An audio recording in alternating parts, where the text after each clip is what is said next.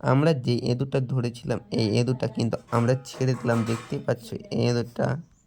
আজকে কিন্তু আমরা সকাল সকাল বের হয়েছি, দেখতে পাচ্ছ একটা এঁদুর নিয়ে। এখানে করে আমরা এঁদুরটা কিন্তু মারি না, একটা জীব হত্যা করে কী লাভ আছে রে ভাই।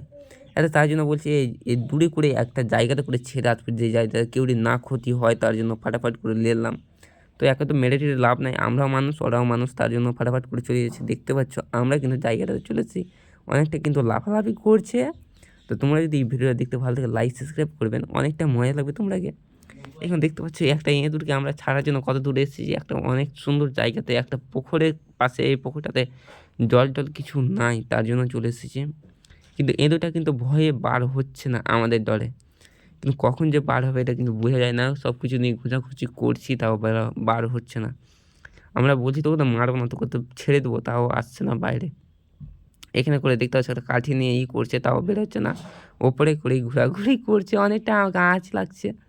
এখানে করে দেখতে পাচ্ছ এবার কিন্তু হালকা করে বেরোতে লাগলো এঁদুরটা, দেবকা বের হবে দেখবা। হ্যাঁ দেখতে পেলাম এখানে করে বেরোতে লাগলো।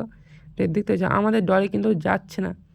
যখন হালকা একটু দূরে গেছে তো কতটা স্পিডে দৌড়ছে। এখানে করে দেখতে এবার কিন্তু ঘাসের দিকে ঢুকে গেল, দেখতে পেলো। এবার যে ভিডিওটি যদি দেখতে ভালো লাগে তো লাইক সাবস্ক্রাইব করে দেবেন। আজকের জন্য এতটা, টাটা বাই বাই।